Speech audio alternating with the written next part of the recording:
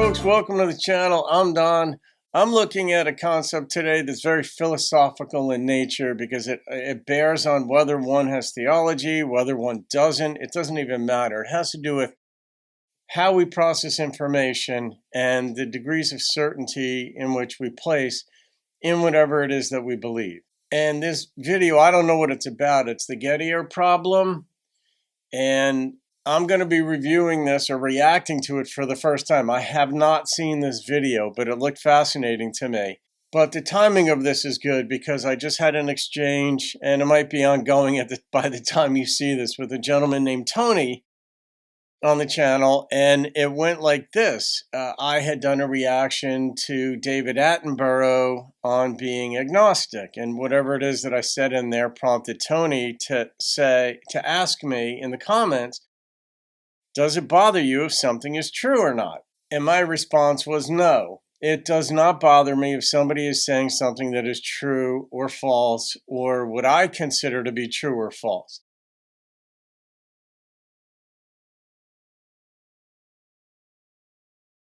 Because to me, truth is subjective. The very notion of truth as it's commonly used is subjective nonetheless. Plato had an idea that there was a world of the forms. And what he posited was there's some place that exists. It's always up there in the heavens somewhere. That's also true in theological circles, generally speaking, that it's up there in the heavens somewhere. Out there is where this.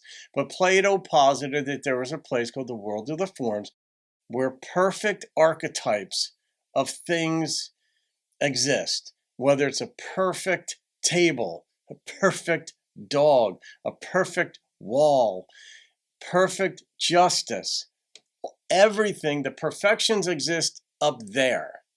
Now, mankind, we can get asymptotically close, conceivably, to these notions, to these forms by contemplation, but our senses cloud our ability to see it perfectly. And whether we would even be able to visit this place via some kind of reincarnation idea or whatever Plato's complete ideas are on that, I'm not sure.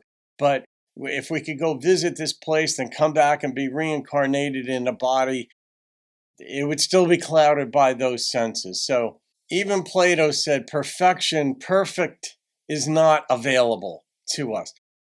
Not because I agree with the way in which Plato formulated his ideas, but I do agree in principle that we only have perception. We only have ideas that we will rely upon because even in the scientific realm, we repeat them, observation, a million times in a row, something happens the same way. We assign a law to it, we say it goes that way, maybe we don't understand the law perfectly, like relativity, is that redshifting of galaxies now faster than the speed of light, now we have to account for that. But generally speaking, it works well. That means it's reliable. But still, you may observe something a million times, and the 1,000,000th time, it doesn't work that way.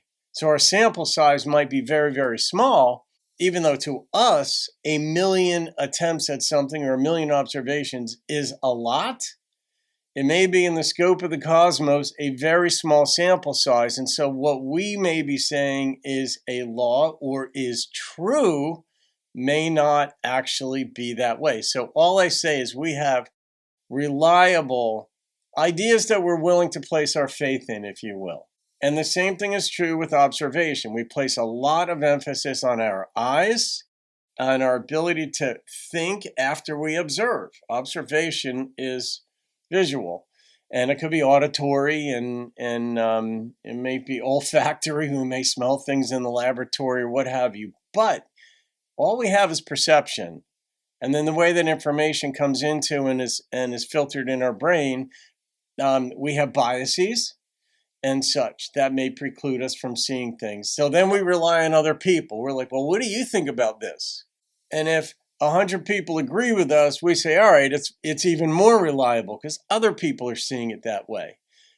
Nonetheless, it's only a matter of perception. So in answer to Tony's question, I basically said that truth, as we commonly use it, is still subjective. It still comes down to a matter of, I believe a given thing. I may say I believe a given thing happens and will happen forever in exactly the same way always, but I can't verify that. So this is where the epistemological considerations are always at play. And I was a philosophy major at Rutgers as well as a criminal justice major, but it can be frustrating to talk with a philosopher, but it also helps you narrow down what it is that you are saying when I ask you, what is truth? This is something that has been the subject of discussion for millennia among philosophers and lay people alike. And a creationist might say something is true if God said it is. Not if God said it's true, but if God says something's a certain way, a creationist might say that's what makes it true. And then we are just here to observe it. We are just here to take it in and believe it. Read what the Bible says. Read what Romans 10:9 says. That's what you must believe. And of course, people have great issues with that.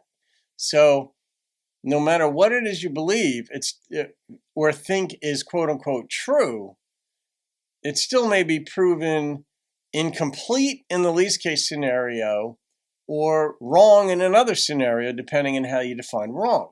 So I said that my religion, if you want to call it a religion, I'll borrow a page from the Dalai Lama, who said, when asked what his religion is, he said, my religion is kindness. That's what I've said on the channel. I like kinds, not that that's a religion per se, but I don't like mean-spiritedness. But does it bother me if somebody's holding a belief that I think is wrong or an idea that I think may be idiotic? It doesn't. There are tons of ideas out circulating right now, some of which I'm aware of, most of which I'm not. It doesn't bother me. It doesn't affect my life much. If you have an idea that makes more sense than mine, I'll adopt it, but it's still not going to be cosmologically impactful whether I believe a right idea or a wrong idea. So no, it does not bother me, Tony. But then Tony said this, it doesn't bother you if something is true or not? Wow, that is the first time someone has ever admitted that to me. I suppose that way you can believe in any old nonsense then. Wow. And no, you completely missed the point on that one, Tony. That is not what I was saying. I was saying, no, you just don't believe whatever. I'm saying epistemologically, you've got to be able to define what makes something true or not. Is it merely because I've observed something over and over and over again that it makes it true? Or does it just make it reliable within the scope of my life such that I could depend on it to be that way? We are wired for pattern recognition, we human beings, for survival, right? That much most people would agree upon. We want to survive individually. It's generally our preference. So we try to observe patterns to minimize the likelihood that bad things are going to happen to me. Is that a bush in the distance or is that a lion? It's very helpful to know which one that is. So no, it does not bother me if somebody else holds a right idea, a wrong idea or not. It doesn't. What matters generally to me is how we cooperate with one another.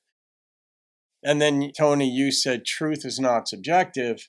And I said, well, then you've got to define truth because everything is subjective. Make an argument against that. If I'm a brain in a vat, then perhaps it's not subjective because all of my sensory perceptions and thinking is being funneled into me from some superior being that is just funnel. If I'm a brain in a vat, it's just funneling the ideas and my sense of things into me. So in that sense, maybe it's not subjective. All right. But then that brings in other considerations. So I like to bring that out. So now we're going to look at this video about the Gettier problem because it's getting into what is knowledge. And it was put out by Carneades.org. I don't know who these folks are, but I'm just going to get into it now. Yeah, these thought experiments can be fun. All right. Welcome back to Carneades.org. Today we're going to be looking at the Gettier problem. This is a problem posed by Edmund Gettier, and it's a problem for the very definition of knowledge.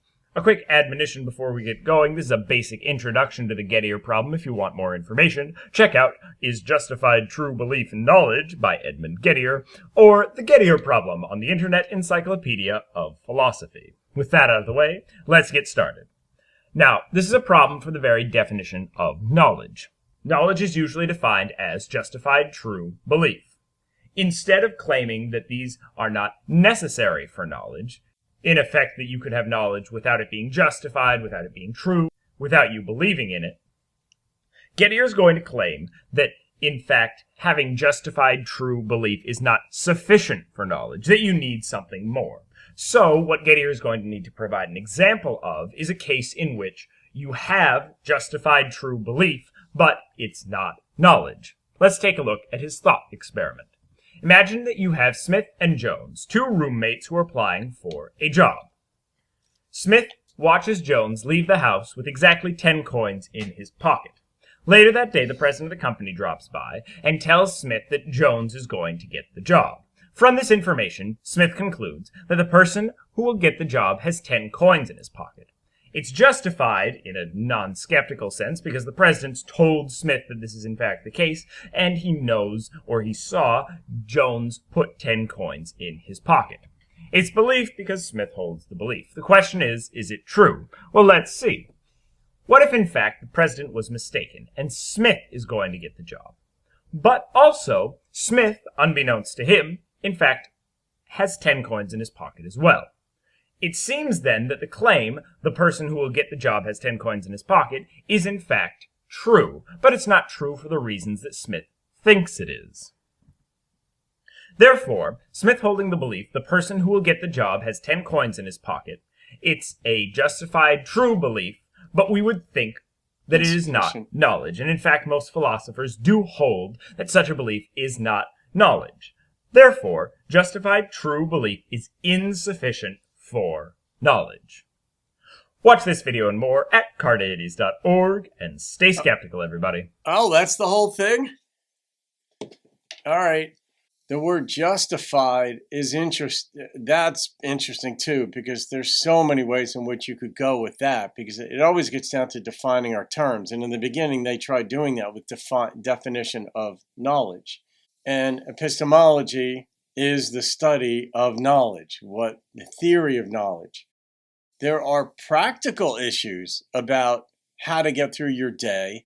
There's decision analysis about what makes the most sense given the information in your brain. Should I buy that house or should I hold off on it? Can I afford it? Should I ask that girl out for a date or not? Whatever. There are so many things that, should I get divorced? And that's just decision analysis. And people can be pretty bad at this, especially under emotional duress, where you're not really thinking clearly about what the implications of your actions might be. But it still gets down to, what do I think is taking place here? What do I believe is taking place here? So much so that I'm going to stake an action upon it.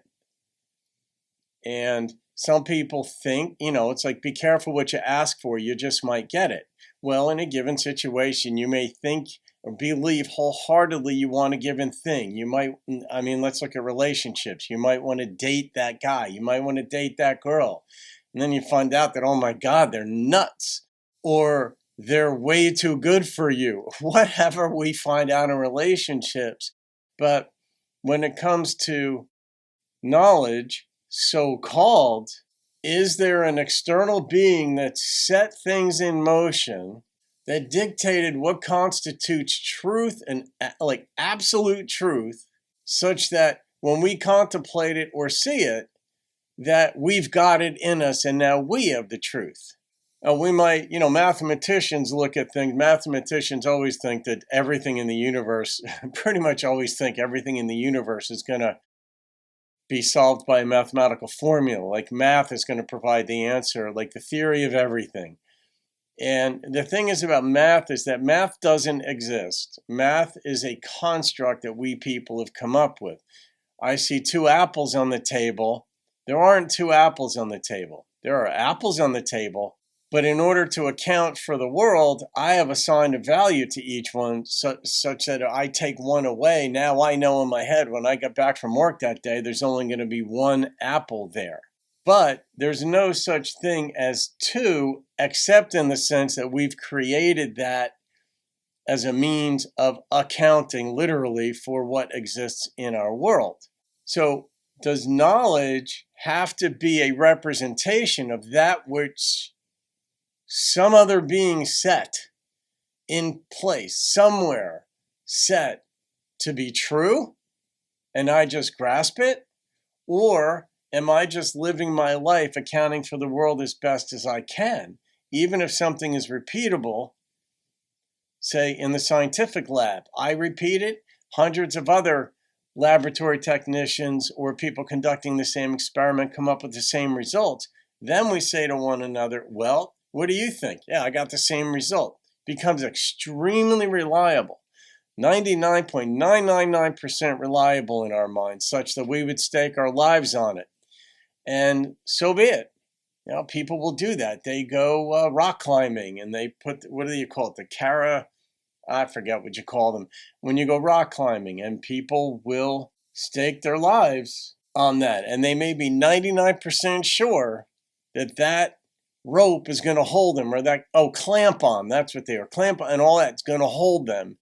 And generally they may be right, but there's a little bit of doubt, like, my gosh, this thing's got to be right. Now that's one example, and it's because they've observed those ropes holding others. They've tested them on a certain level. They tested them at low altitude themselves, maybe 5 feet off the ground only, and it held. And then they said, okay, I can trust this thing. There's no difference in that between something that I'm going to place my faith in that might have a 99.999% truth value, if you want to call it that. And that doesn't mean that some supreme being would look at it and say, yes, you've accounted for it perfectly, Don, or Tony, or Bob, or Robin, or Joyce. It doesn't matter who you are. Are we seeing the entire picture? Is that what constitutes truth? Is that what constitutes knowledge? So I bring this up because this ties on into the way in which we people, mankind, not me per se, but approach belief in a supreme being, and the way we approach belief in observation in a petri dish or in the laboratory. It's very much a similar process, and it still comes down to belief. When I say similar process, I mean cognitively similar process, where we're plugging in premises, we're plugging in observation, we're plugging in things that we're willing to place our faith in, whether it's our ability to observe in a laboratory or our ability to read the texts and say, I've made the right conclusions on this, it's true. And I doubt those claims are true, and I similarly doubt the scientific claims that they are true. I say some are more believable than others, but I don't have the whole picture. And that's where I say, no, it does not bother me if somebody else is saying something that's true or false, if you will, or something that I consider to be reasonable or unreasonable. Doesn't bother me, not at all, because if it's unreasonable and they're presenting something to me that doesn't make sense, I'm not going to abide by it. And if it makes more sense than mine, I will seriously consider it and might plug it in as more reliable than what I currently believe. So that's a little bit about theories of knowledge and how words like true or truth or falsity play into what it is that I consider to be reliable. Is there something such as truth? There may be, and it might be along the lines of how Plato sort of posited it, that maybe some creator set laws in motion. Einstein basically said that. That's how he wants to know how the God of the universe, if there was one, revealed himself in the mechanics, the physics of how everything works. And he tried to find it, and maybe he did, and there's still work to be done on a lot of it. So you could chime in on that, but that's philosophical, and that's why I have this channel, not to defend theology or defend atheism, but simply to say we could talk about these things civilly. So there it is. Have a great day. See you on another video and keep thinking theology. Hey folks, if you want to take the personality test that I created for my life coaching practice, which is based on the book that I wrote, put your phone up, turn it on camera, and focus on this, and it'll take you to it. And it'll take you about 20 minutes to complete the test. It's free, and you'll get some information on your personality. It's quite detailed, quite revealing. It's kind of fun as well. And I'll be leaving this QR code up on the wall behind me for my regular videos. So I hope you take it, and I hope you enjoy it.